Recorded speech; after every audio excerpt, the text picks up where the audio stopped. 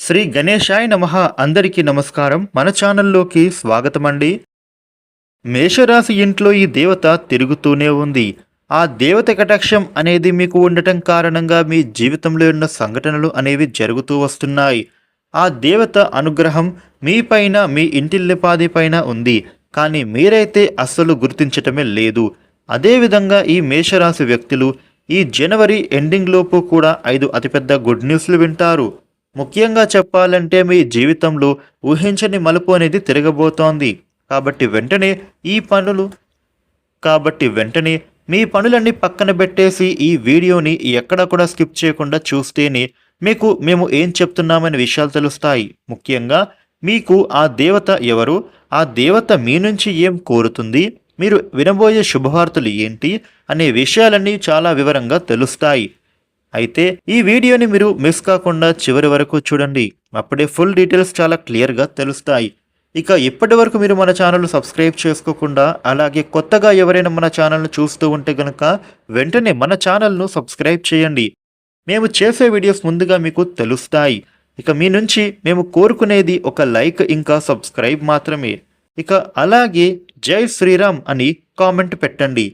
వివరాల్లోకి వస్తే 12 రాశులలోకి మొట్టమొదటి రాశి మేషరాశి. ఈ మేషరాశికి అధిపతి గ్రహాలు అన్నిటిలో కూడా కుజుడు. మేషరాశి వ్యక్తుల గురించి మనం చూస్తే గనుక ముఖ్యంగా వీరి ఇంట్లో ఎప్పటి నుండో కూడా ఈ దేవత అనుగ్రహం అయితే కలిగి ఉంది. కానీ మీరు మాత్రం ఆ దేవతను గుర్తించటమే లేదు.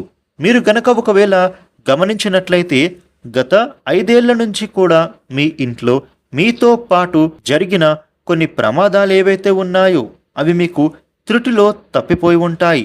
దానికి గల కారణం మరెవరో కాదు, అది కేవలం ఆ దేవత యొక్క అనుగ్రహంతోనే మీకు జరిగేది. ఈ కటాక్షం అనేది మీకు కలిగింది. ఎందుకంటే ఆ దేవత ఎల్లప్పుడూ కూడా మిమ్మల్ని కంటికి రెప్పలాగా కాపాడుతూ ఉంది. కాబట్టి మీరు ఎన్నోసార్లు చూసే ఉంటారు. కొన్ని పనులు మిమ్మల్ని కంప్లీట్గా, పూర్తిగా ఇబ్బందుల్లోకి నెట్టేసే విధంగా సమయంలో మీరు త్రుటిలో ఆ పనుల నుండి అయితే తప్పించుకుంటారు. అదేవిధంగా కొన్ని సార్లు మీరు అనుకోకుండా మీకు జరిగే ప్రమాదాల నుంచి కూడా చిన్న చిన్న గాయాలతో బయటపడతారు కూడా. ఇక ఇవన్నీ కూడా ఏమిటంటే మీకు ఆ దేవత ఎల్లప్పుడూ మిమ్మల్ని సంరక్షిస్తుంది అని అర్థం. అసలు ఆ దేవత మీ నుండి ఏమి కోరుకుంటుంది, అలాగే మీరు ఆ దేవతను ఏ విధంగా గుర్తించగలరు అని అంటే గనుక ఎప్పుడూ కూడా ప్రతి ఒక్క మనిషికి తమ తమ వంశంలో కానీ లేదా తమ కుటుంబంలో కానీ ఒక కులదైవం అనేది తప్పకుండా ఉంటుంది. కానీ ఈ రోజుల్లో ఎవరికి కూడా వారి యొక్క కులదైవం గురించి 50% కూడా తెలియడమే లేదు. ఇక ఎప్పుడైతే ఇంట్లో ఉన్న పెద్దవాళ్ళు మనకు ఎంతో వివరంగా చెప్తారు కులదైవం గురించి, అదేవిధంగా మన ఊరిలో ఎక్కడైతే మనం ఉండేవాళ్ళమో ఆ కులదైవానికి సంబంధించినటువంటి ఏదైనా మందిరం కానీ, గుడి కానీ ఉండేది. కానీ ప్రస్తుతం ఈ రోజుల్లో ప్రతి ఒక్కరు కూడా సిటీ లైఫ్లోనే బ్రతుకుతున్నారు.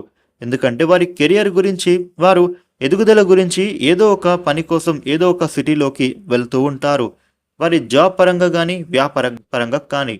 అయితే అలాగే వాళ్ళు ఏమాత్రం కూడా ఇటువంటి అన్నీ కూడా అసలు పట్టించుకోవటమే లేదు. అయితే మీరు మాత్రం మీ కులదైవాన్ని ఎప్పుడు కూడా భక్తితో ఆరాధించుకోవాలి. ఒకవేళ మీరు గనక మీ కులదైవాన్ని మాత్రం మరిస్తే మీకు ఎన్నో రకాల ప్రాబ్లమ్స్ అనేవి వస్తూనే ఉంటాయి. జీవితంలో సతమతమవుతూనే ఉంటారు.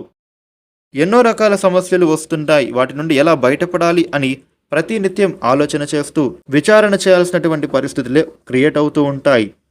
ఇక మనకు ఆ కారణం అనేది తెలియక సతమతం అవుతూ ఉంటాం. ఎందుకు మనకే ఎప్పుడు ఈ విధంగా జరుగుతుంది అని మనం ఆలోచనలు పడుతూ ఉంటాం. అదేవిధంగా మీరు మీ ఇంట్లోని పెద్దవారిని అడిగి తెలుసుకోండి మీ కులదైవం ఎవరు అని. ఆ కులదైవాన్ని మీకు కుదిరితే విగ్రహాన్ని కానీ లేదంటే ఫోటో కానీ తీసుకుని రండి. అలా కుదరదు అని అనుకుంటే మాత్రం ఖచ్చితంగా మీ కులదైవం పేరేమిటి, మీ కులదైవం ఎవరు అనేది తెలుసుకోండి. మీకు ప్రతిరోజు కూడా మీ కులదైవాన్ని స్మరిస్తూ ఉండాలి. ఇక మీ కులదైవాన్ని పూజించుకుంటూ, ఆరాధించుకుంటూ ఆమెను నిత్యం కూడా మీరు పూజిస్తూ ఉండాలి. ఇక ఎవరైతే ఇలా చేస్తారో ఆ దేవత యొక్క కటాక్షం అనేది మరింతగా పెరుగుతుంది. అలాగే మీరు ఇక్కడ చేయాల్సిన మరొక పని కూడా ఉంది. ఖచ్చితంగా మీ కులదైవం గురించి తెలుసుకొని ఒక మంచి రోజు చూసి మీ పెద్దవాళ్లతో చర్చించి మీ ఇంట్లో కులదైవాన్ని ప్రతిష్ఠించాలి. అయితే ప్రస్తుతం మీరు ఎంత పెద్ద సిటీస్లో ఉన్నా సరే, ఏ దేశంలోకి మీరు వెళ్ళినా సరే, దైవం ముందు ఇవి ఏమీ కూడా పనికిరావు. ఇక మనకు ఏది కూడా ఆ దైవం యొక్క అనుగ్రహం లేనిదే ఏమీ కూడా మనం పొందలేము. కాబట్టి ఈ యొక్క మేషరాశి వారు మాత్రం ఆ దైవానికి సంబంధించి ఎలాంటి పని అయినా సరే అస్సలు నెగ్లెక్ట్ చేయొద్దు. మీకు మంచిది అనేది ఉండదు. కాబట్టి సమస్యలు ఎదుర్కొంటారు. కాబట్టి ఇకనైనా జాగ్రత్త పడి మీరు మీ కులదైవాన్ని పూజించడం మొదలు పెట్టండి. కాబట్టి మీ కులదైవం గురించి మీ పెద్దవాళ్ళని అడిగి ఖచ్చితంగా తెలుసుకునే ప్రయత్నమే చేయండి. అలాగే మీ కులదైవాన్ని మీరు ఏ విధంగా ఆరాధించుకోవాలో, ఏ విధంగా పూజ చేసుకోవాలో తెలుసుకొని తప్పకుండా మీ ఇంట్లో కులదైవాన్ని స్థాపించుకోండి. అయితే మీరు ఫస్ట్ చేయాల్సిన పని ఏంటంటే కనుక, మీరు ఏదైతే ఎక్కువగా మీరు పక్క వాళ్ళని నమ్మేస్తూ ఉంటారు, ఆ పనిని మీరు వెంటనే మానేయాలి. ఎందుకంటే గనక ఎప్పుడు కూడా మీరు ప్రక్క వాళ్ళని గుడ్డిగా నమ్మేస్తూ ఉంటారు. అదేవిధంగా ప్రతి ఒక్క పనిని కూడా, ప్రతి ఒక్క విషయాన్ని కూడా అంతా ఓపెన్గా అందరికీ చెప్పేస్తూ ఉంటారు. ఈ యొక్క మేషరాశి వారు ఎప్పుడు కూడా ఎంతో శ్రమ పడుతూ ఉంటారు. అలాగే ఏ పని చేసినా కూడా ఎంతో శ్రద్ధగా చేస్తుంటారు. కానీ చివరికి వచ్చేసరికి అది విఫలం అయ్యే పరిస్థితే ఉంటుంది. దానికి గల కారణం ఏంటో తెలుసా? మీరు అందరితో కూడా ఓపెన్గా మీకు సంబంధించిన అన్ని విషయాలను చెప్పేయడమే. కాబట్టి మీరు ఎప్పుడు కూడా ఏ పని అయినా చేయాలనుకుంటే మీరు ఎవరికి కూడా చెప్పకుండా మీ పనులను శ్రద్ధగా కష్టపడి చేసుకోండి. అలాగే మీరు మీ మీద నమ్మకం పెట్టుకొని, అలాగే ఆ దైవం మీద నమ్మకం పెట్టాలి. మీ పనులను మీరు చేసుకోవాలి. ఆ పని అయిన తర్వాతనే అప్పుడు మీ ప్రక్క వాళ్ళకి చెప్పండి. ఒకసారి మీరు ఇలా ట్రై చేసి చూడండి, మీకే అర్థమవుతుంది. ఎటువంటి ఆటంకాలు అనేవి లేకుండా ఎంతో చక్కగా మీ పని అనేది పూర్తవుతుంది. మేషరాశి వ్యక్తులు ఎంతో ఖచ్చితంగా పనిచేస్తారు. అలాగే ఎంతో టాలెంటెడ్గా ఉంటారు. మీకు పక్క నుంచి కానీ వేరే వాళ్ళ నుంచి కానీ ఎటువంటి సపోర్ట్ అనేది దొరకదు. ఒకవేళ మీకు కానీ కొంచెం సపోర్ట్ దొరికితే మాత్రం మీరు ఆ అవకాశాన్ని అందుకుంటారు. ఇక మీకు సపోర్ట్ అనేది లేకపోవడం వలన మీరు ఎక్కువగా మీలో మీరే బాధపడుతూ ఉంటారు. అయితే ఇక మీదట మీరు బాధపడాల్సిన పని ఏమీ లేదు. ఎందుకంటే ఈ సమయంలో మీ జాతకం ప్రకారం మీకు గ్రహాలన్నీ కూడా చాలా అనుకూలంగా సంచరిస్తున్నాయి. ఇప్పటి వరకు మీరు పడిన కష్టానికి ఫలితం అనేది ఇప్పుడు మీకు దొరకబోతోంది. మీకు ఫలితం అనేది అందుకుంటారు. మీకు ఉండేటటువంటి మంచి గుణం వల్ల, అలాగే మీరు చేసిన మంచి పనుల వలన మీకు ఫలితం అనేది అద్భుతంగా వస్తోంది. ఇక ఇక్కడి నుంచి కూడా మీ యొక్క కర్మ ఫలితాలను ఏవైతే మంచిగా మీరు చేశారో అవన్నీ కూడా మీకు ఇప్పుడు తిరిగి రిటర్న్ గిఫ్ట్ ఇచ్చేలాగా వస్తున్నాయని చెప్పొచ్చు. ఇక ముఖ్యంగా చెప్పాలి అంటే ఈ మేషరాశి వ్యక్తులకు ఈ జనవరి ఎండింగ్ లోపు కూడా 6 అతిపెద్ద శుభవార్తలు వింటారు. అవేమిటో తెలుసుకుందాము. ఎవరైతే వివాహానికి సంబంధించినటువంటి వివాహ సంబంధాల కోసం ప్రయత్నం చేస్తున్నారో అటువంటి వారికి అనుకోకుండా మంచి పెళ్లి సంబంధం కుదిరే అవకాశాలు చక్కగా కనిపిస్తున్నాయి. మీకు వివాహం జరుగుతుంది. మీకు దాంపత్య జీవితం అన్యోన్యంగా ఉంటుంది. ఉద్యోగం కోసం ఎవరైతే ఎంతో కాలంగా ఎదురు చూస్తున్నారో వారికి ఈ సమయంలో మంచి సంస్థలలో మంచి స్థాయిలో ఉద్యోగం అనేది లభిస్తుంది. ఇక ఉద్యోగం కోసం ఎవరైతే ఎంతో కాలంగా ఎదురు చూస్తున్నారో వారికి ఈ సమయంలో మంచి స్థాయిలో ఉద్యోగం లభించే అవకాశం కనబడుతోంది. విద్యార్థులు కూడా ఎంతో కష్టపడి చదువుకుంటున్నారో, వారికి ఎగ్జామ్స్ రాశారో ఈ సమయంలో స్టడీస్ కోసం కూడా వారికి చక్కటి ఫలితాలు ఉంటాయి. విదేశాలకు వెళ్ళి చదువుకోవాలనుకునే వారికి కూడా చక్కగా మీ యొక్క ప్రయత్నం ఫలిస్తుంది. ఇక ఏదైనా ప్రాపర్టీ కానీ, ఇల్లు కానీ, వాహనం కానీ కొనాలనుకునే వాళ్ళకి కూడా ఇప్పుడు మీకు మీ పనులు ముందుకు సాగుతాయి. ఈ సమయం మీకు అనుకూలంగా మారిందని చెప్పొచ్చు.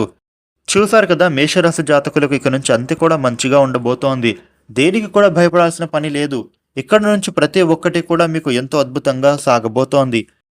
మీరు చేయవలసిందల్లా కూడా కేవలం మీ కులదైవాన్ని ప్రసన్నం చేసుకుంటే సరిపోతుంది. మీరు మీ కులదైవానికి ప్రతిరోజు కూడా దీపం ధూపం నైవేద్యంతో పూజించాలి. ఆ దేవతను ఆనందపరచాలి. తద్వారా మీ యొక్క జీవితం ఇట్టే మారుతోంది. అదేవిధంగా మీకు వీలైనంతలో కూడా దాన ధర్మాలు చేయండి. అన్నదానం, వస్త్రదానం లేదా ధన రూపేణ అనాథలకు మీకు చేతనైనంతలో సహాయం చేస్తే తద్వారా మీకు ఇంకా ఎక్కువగా పుణ్య ఫలితాన్ని అందుకుంటారు. ఈ వీడియోని లైక్ చేయండి, షేర్ చేయండి. ఇలాగే మరిన్ని వీడియోలను మీరు తెలుసుకోవడానికి మన ఛానల్ను సబ్స్క్రైబ్ చేసుకోండి. Thank you for watching.